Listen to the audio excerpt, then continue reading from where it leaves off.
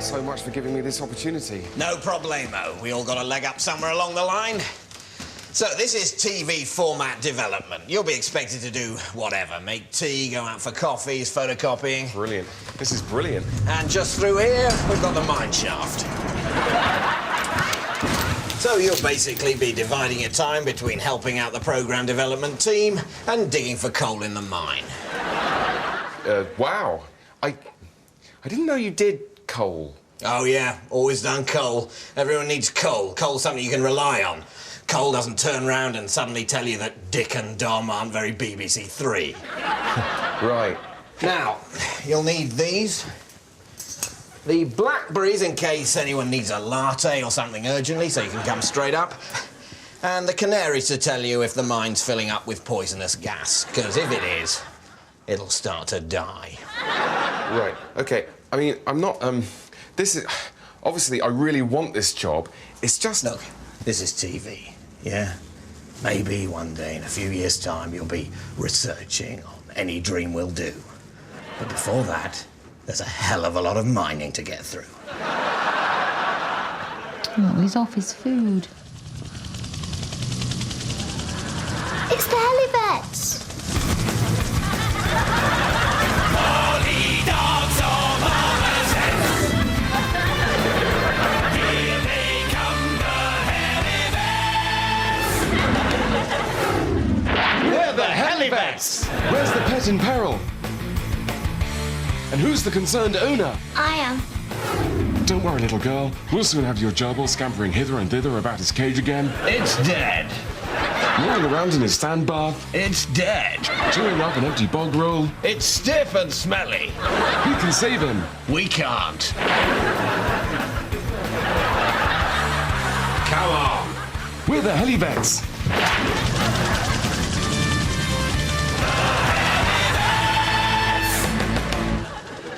Well, the important thing when writing a sports movie is not to get too bogged down in the so-called rules of the sport. Yeah, I mean, this was our first film writing project, so initially we didn't really know where to start. I suppose we just started typing. Yeah, and luckily there's this pop-up in Microsoft Word that says, "It looks like you're trying to write a heartwarming British underdog movie.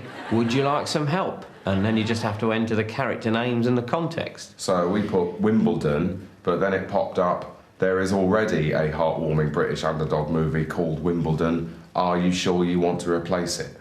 So then we had to think again, and in the end, we almost deliberately went for a sport that no one knows much about. Well, almost deliberately, because as it turns out, some people know quite a lot about cricket, unlike us. Yeah.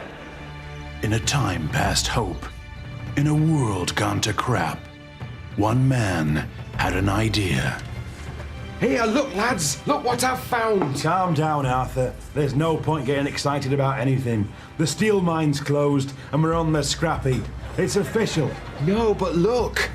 Earn big pounds playing cricket. Well, it sounds fine, Arthur.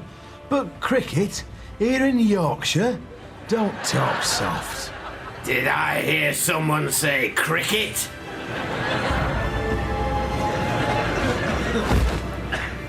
That's a word I've not heard in a long time. What would you know about cricket? I only used to coach the Manchester United team. The year they won the European Cricket Cup. But to us, you seem like some mad old drunk. That's the other thing about me. Apart from knowing about cricket, it was the Ashes. I could have won them, but I bowled her wide. You bowled her wide in the Ashes final? How can you live with your sen? I know! Enter the Ashes? You lot? You've taken the piss. Why not? Arthur's a dab hand with a silly mid on, and Pete can do follow-ons like no one's ever seen. Come on, let us enter. We got stumps in us blood. Oh, you won't be talking like that when you have to face the West Indies in the second round. They've won the Ashes every year since they beat the Dallas Cowboys in 1978. Well, we'll just have to practice our catching and throwing and penalties and that.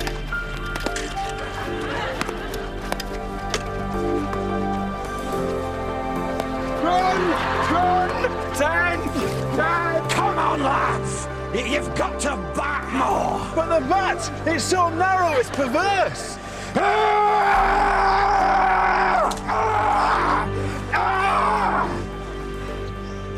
First rule of cricket.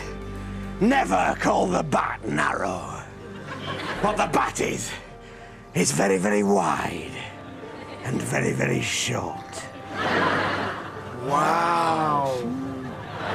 Now, carry on bowling and try and do that thing with your hand and your wrist where you make it bounce funny. Welcome to the 200th World Ashes Cricket Cup between West Germany and Pisswhiddle Steel Batters from Pisswhiddle in Yorkshire. Well, the Pisswhiddle team very much the underdogs, but anyone who saw them beat Yugoslavia at cricket in the semis by 400 wickets to 7 runs, all of it for 8, will know that they're not to be underestimated. And West Germany, famously a bunch of cheats. As ever.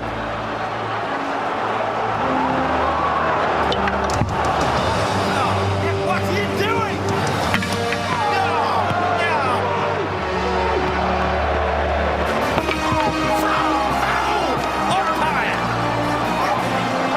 Now that it's half-time and it looks like we're about to lose, I want to tell you a story. I knew a young man who had a dream to win the Ashes. That young man was me.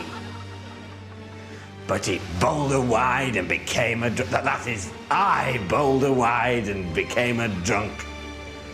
So don't do that! Now it's your turn to be the team that stands in pairs with the bats rather than the ones in a sort of spread out crowd chucking it around. So make the most of that! And remember, there's no such thing as a draw in cricket! Yes! Yeah, go on, my son!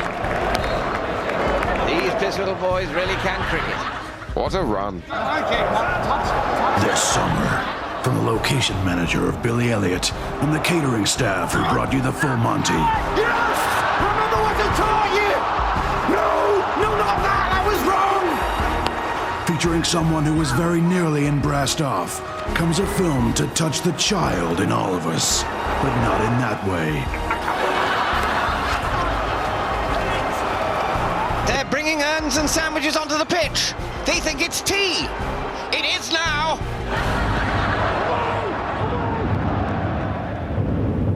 And this is for the Ashes. I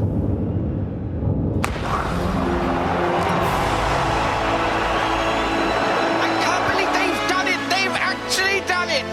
In cinemas this summer, the full number of overs that are scheduled to be bowled that day. And remember, lads, it isn't over until the full number of overs that are scheduled to be bowled that day have been bowled! Opens June 25th.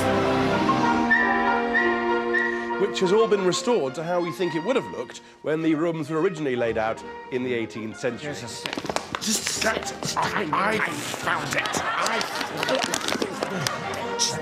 So, is this really your mother's house, sir?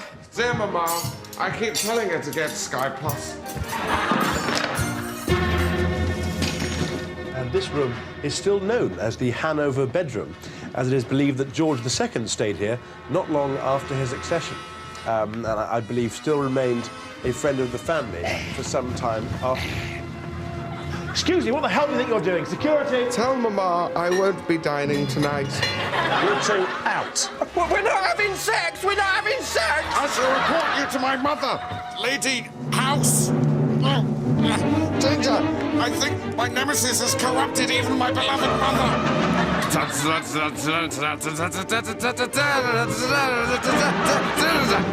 In a country lacerated by the sharp shards of broken brown-eyed promises, in a world bent low by the burden of disease, war, and the price of Thunderbird, who is left to make full account to God of Britain's depleted moral minibar? Yes, it's the surprising adventures of me, Sir Digby Chicken Caesar. I am overtaking, but we're on a hill. What's that? Oh my God! The rolls! Oh, have your nemesis' henchman turned it into an old banger again, sir? I think not. This bears all the hallmarks of the Countess.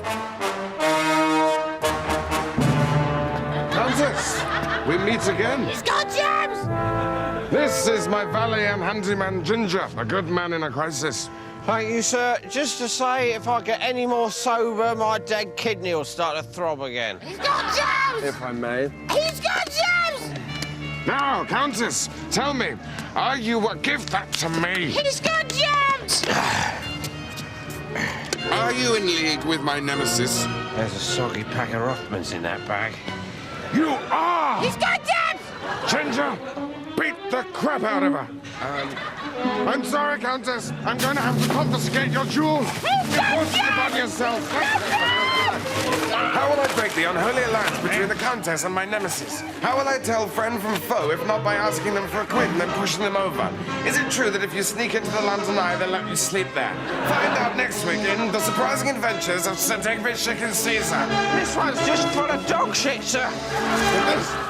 This is just the birth certificate of her estranged daughter. What a wasted day! I think it makes you 19 times more the man, but it doesn't. Alan has 19 penises, which, after the watershed, we can show you.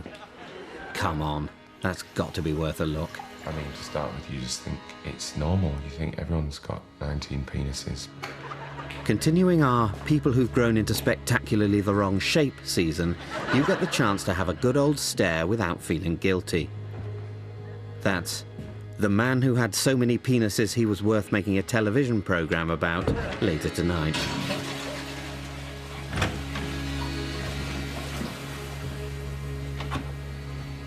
Roll up, roll up. OK, so the RSPCA are looking for a song to go on their new advert. They're trying to catch some criminals who've been letting dogs out of their kennels. So basically, someone's let the dogs out, but they don't know who's let them out. Can we think of an appropriate song?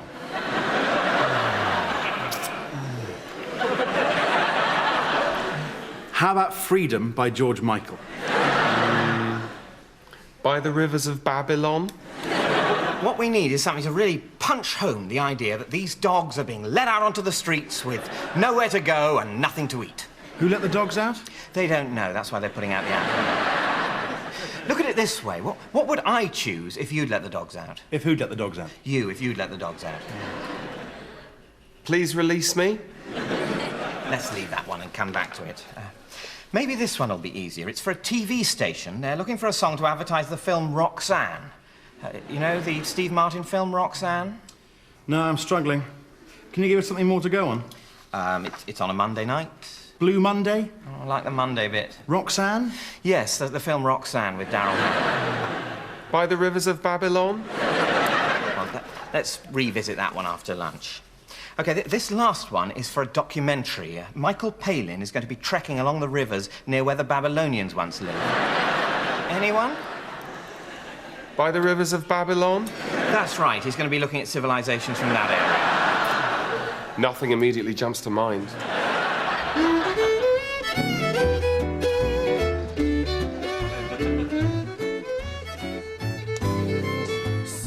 Maybe just a little bit more parsley.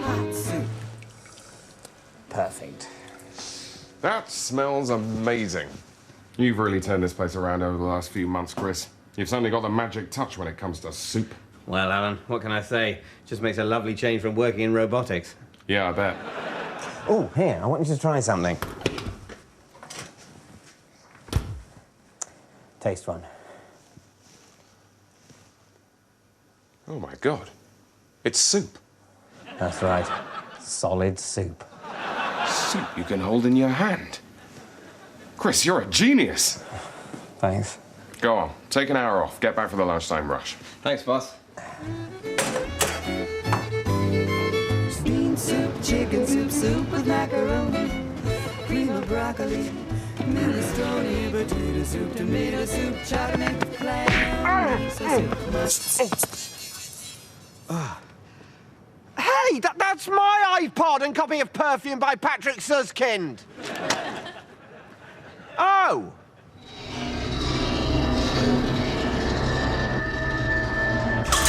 You sure you're okay to work, Chris? Yeah, fine. Needs a bit more zing. You sure you're okay to work, Chris?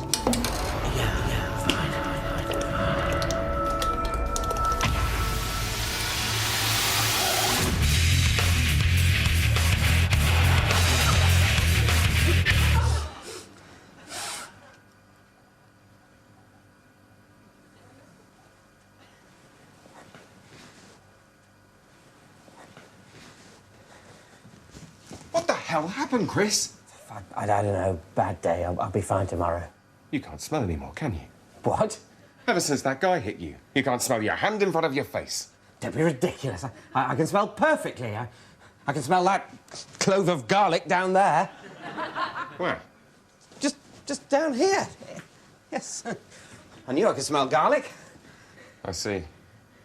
Oh, blimey, Pete. That's a bit of a fruity guff you just did. Oh, yeah. Sorry, boss. Oh, yeah. Bloody hell, Pete. Smells like something's crawled up your arse and died. I'm sorry, Chris. Nobody farted. Look down that lonesome road before you travel on. Well, if I can't smell, you'll just have to smell for me. I smell. You smell. OK, robot. Smell and identify the objects. I obey. Lost, cannot see, can only smell. Help, help, help. Cannot reach. Cheese. Brilliant. It works. Cheese. No, flowers. Never mind, let's keep trying. Cheese. OK. Cheese. Petrol. It's actually petrol, but good. Petrol. Oh, bollocks. Cheese. Good. Petrol. Good. Petrol. OK, well, let's try this.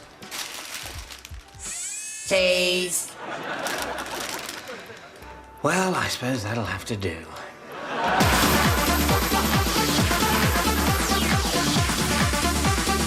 Welcome to Back to Life, Back to Reality, the show that adds an "un" to the phrase safe revival of cryogenically frozen billionaires. and an ear to the phrase responsible treatment of reanimated cadavers.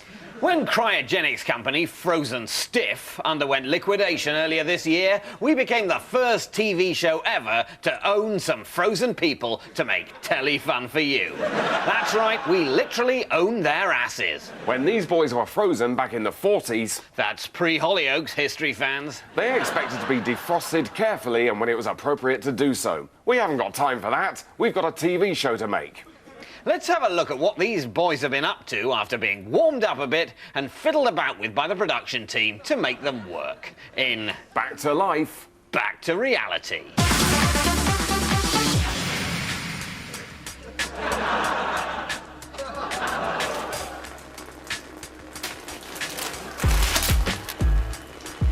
It's the third day in the house and there's big trouble for Howard P. Getty. He's sprung a leak. Yes, they're not filled with blood and guts like you and me. They're filled up with some chemicals put in by expert chemists, specialists. Without those chemicals, they will die. You know, properly. So we've given the other housemates the task of fixing Howard. Cliff Richards, no relation, has got the box of repairing stuff. Our medical team reckon Howard's got about 3 minutes left, give or take. Let's see how they get on. Oh, that's really not going to help.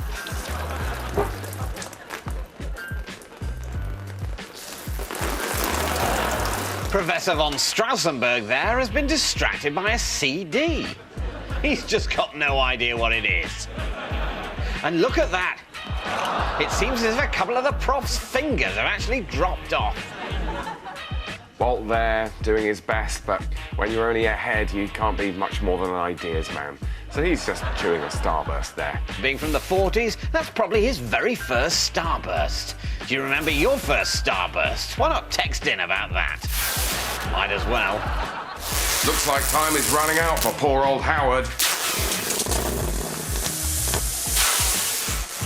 Look at that! He's fixed himself! With the professor's dropped-off fingers, they've made perfect bungs for his chemical-leaking holes. And where's the professor gone? Surely he'd want to see that his loss wasn't in vain? He's trying to refreeze himself! Unlucky, Professor. You might have once been a Nobel Prize-winning physicist, but now you're ours.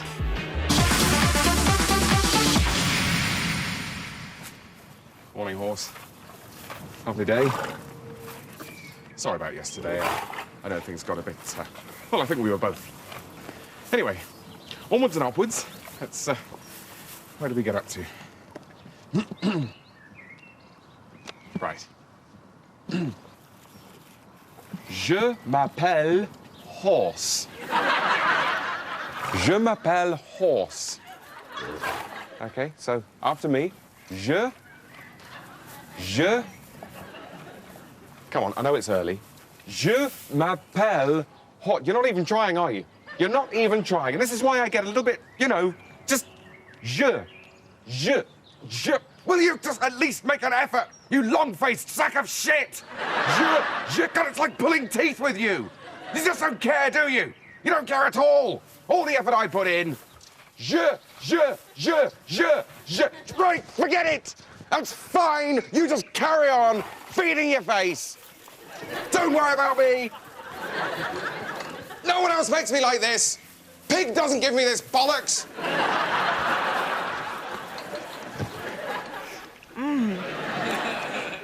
And the great advantage is that not only does it taste of chocolate, it also works in exactly the same way as real soil.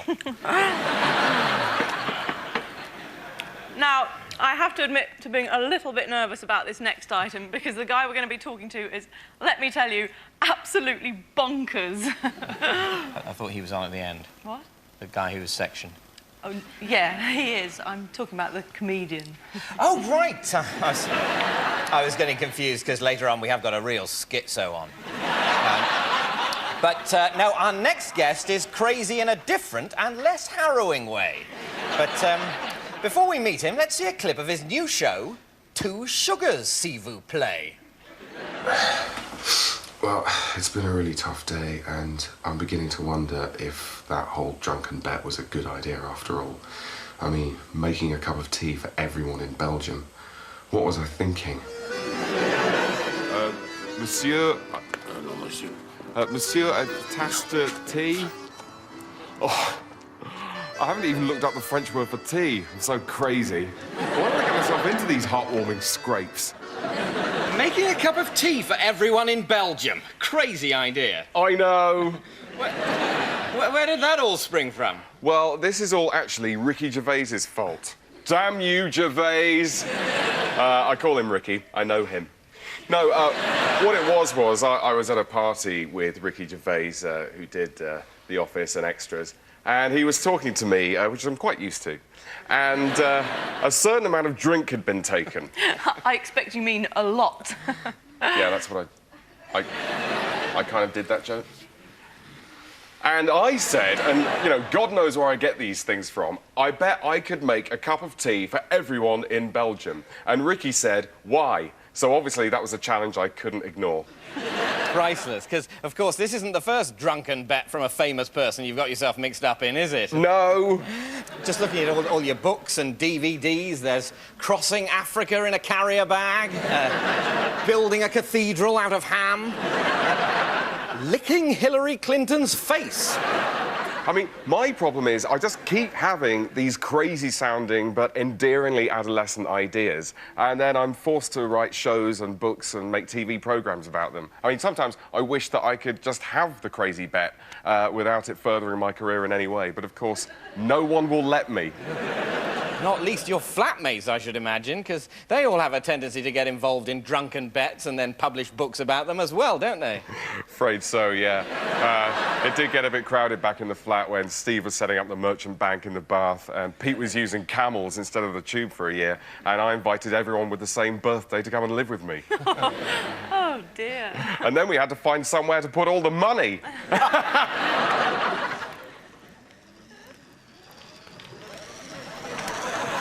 Time for Master's cheese. Oh, thanks. No, Cheeseoid, that's not cheese, that's petrol. Petrol? Yes. But petrol goes in car. Oh, shit. Oh, Cheeseoid, you filled the tank with brie. Petrol. Shut up. Sorry, Master. Cheeseoid hates self. Cheddar status, 10 days to use by date. Brie status, 48 hours to use by date. Premier status, in tube.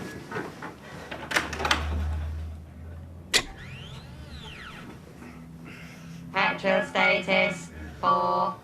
Petrol status, 4. Shut up, Cheeseoid. Hate south, hate south, hate south, hate south.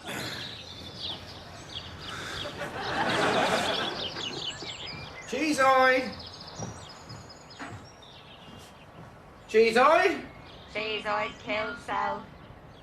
Cheeseoid kills self with petrol. Why petrol not burn? No, Cheeseoid. That's not petrol. Petrol? Petrol. That's cheese. Not petrol? No. Hate self. Why Cheeseoid exist? Cheeseoid so lonely. So when do they use the kilns? I just told you, they don't use kilns. There are no kilns. What, so you're telling me that you don't have to heat up milk to turn it into cheese? That's exactly what I'm saying. You don't get cheese just by cooking milk. But that's how it was discovered. Someone left some milk on a hot stone and it turned into cheese. That isn't true. That's how they used to store it when they had too much milk. They didn't have fridges, David. I accept that, Rob. Yeah, so how did they turn the cheese back into milk? They needed the kilns. You can't turn cheese back into milk. Apply heat to cheese and what you get is melted cheese, not milk. You don't know what the hell you're talking about, do you? I know how cheese is made. Oh, really? Yes. Well, you take milk and then you leave it to not ferment exactly, but then you scrape up, you separate the curds and whey. This isn't a nursery rhyme, David. And then you leave it until... You put it in the kiln until it forms a hard skin so that it doesn't fall to bits. Cheese doesn't form its own skin. They put the skin on. They put the skin on? Yes! Did you hear what you just said? They put the skin on. Oh, what? So you think Edam has a particularly red skin because of the temperature they bake the milk at? I'm not claiming to be a fucking scientist, David. I just know they don't put the... How do they put the skin on? I don't know how they put the fucking skin on. Well, what are we talking about then? I didn't start it. You've got a problem, mate. You've got a problem. You've got a problem. You've got a problem. You've got a problem. Lot of anger. You've got a problem. Lot of anger. You've got a problem. Thursdays are funny here on BBC Two with the many faces of Catherine Tate next tonight. Then the hidden secrets of an abandoned flat, Gregor Fisher and Billy Boyd starring Empty at 10.